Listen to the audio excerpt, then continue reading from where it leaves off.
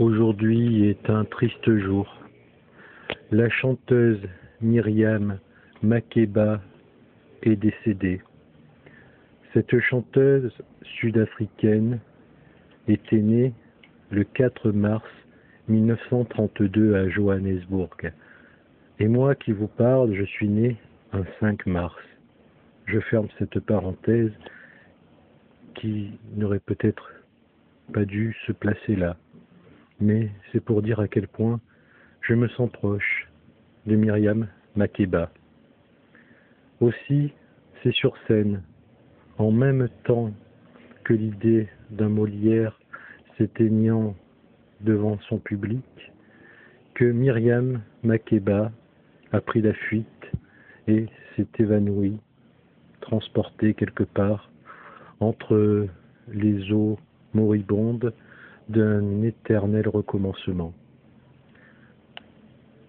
Myriam Makeba, qui est née le 4 mars 1932, soit un jour avant le 5 mars, mon anniversaire, a chanté dans les années 1950 avec les Manhattan Brothers et l'un de ses plus grands succès, j'allais dire son plus grand succès, eh bien, ce n'est autre que Pata Pata.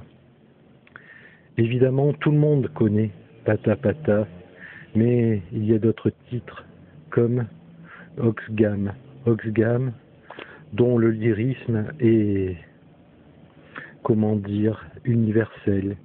Il me dépasse. C'est toute une voix d'un continent humain qui s'efface. J'ai peur de dire que je regretterai à tout jamais cette chanteuse qui était plus qu'une chanteuse africaine. C'était une chanteuse qui avait des tripes, comme l'on dit. Par exemple, elle était aux côtés de Robert Saviano, qui est l'auteur de Gomorrah. Et cet auteur-là a été menacé de mort par la pieuvre, par la mafia.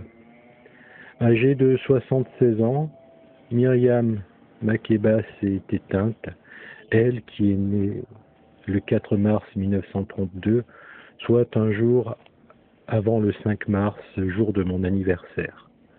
Merci et très douce pensée pour cette voix immémorielle.